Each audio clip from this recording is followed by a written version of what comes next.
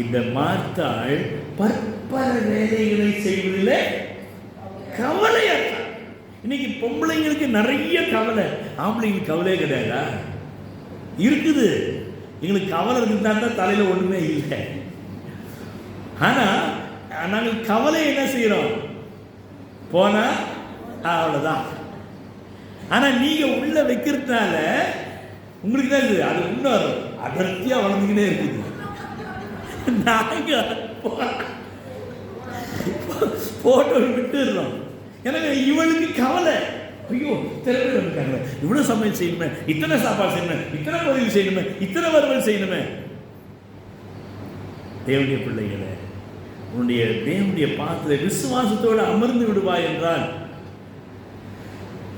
அதெல்லாம் நல்லதுதான் பாஸ்டர், கையில் காசு தான் இல்லை, அதனால் வீட்டிலே என்ன செஞ்சிடறோம், சாப்பாடு பொங்கிடுறோம். நீ பொங்கி பொங்கி தான் வழிவே.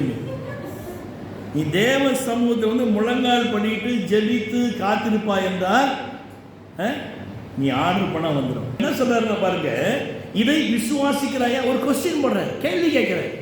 அப்போ ஆண்டவர் நம்மிடத்துல விசுவாசத்தை உருவாக்குகின்றார். ஆமே, உன்னிலே என்னிலே அவர் விசுவாசத்தை உருவாக்குகின்றார். அவளிடத்தில் சொல்லுகின்றார், நீ விசுவாசிக்கிறாயா என்று கேட்ட வழியில் அதுக்கு அவங்க என்ன எக்ஸ்பிளேஷன் கொடுக்குறாங்க?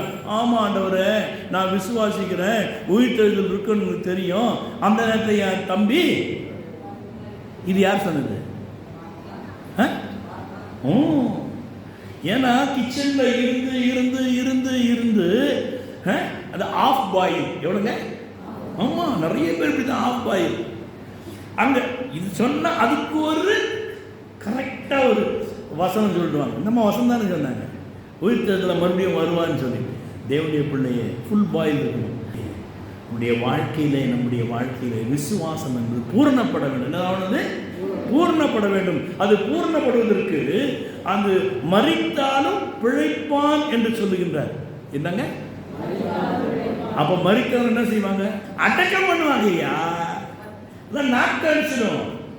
அப்ப மரணத்துக்கு நாம் நீங்கி இருக்க வேண்டுமானால் யாரோடு அடக்கம் பண்ணப்பட வேண்டும்?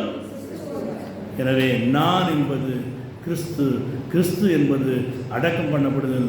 நான் கிறிஸ்துவாக மாற வேண்டுமானால் நானும் அங்கு என்னை சீயாக கிறிஸ்துவாக தாழ்த்தி நான் விசுவாசத்தில் அடக்கம் பண்ணப்பட வேண்டும். அவ்வாறு அடக்கம் பண்ணப்படுகின்ற வேண்ட அவர் எனக்குள்ளாக உயிர்த்தெழுதலை தந்து இந்த உலகத்தில் நம்மை மற்றும் மத்தியிலே சாட்சியாக நிறுத்துவாராக. ஆமென்.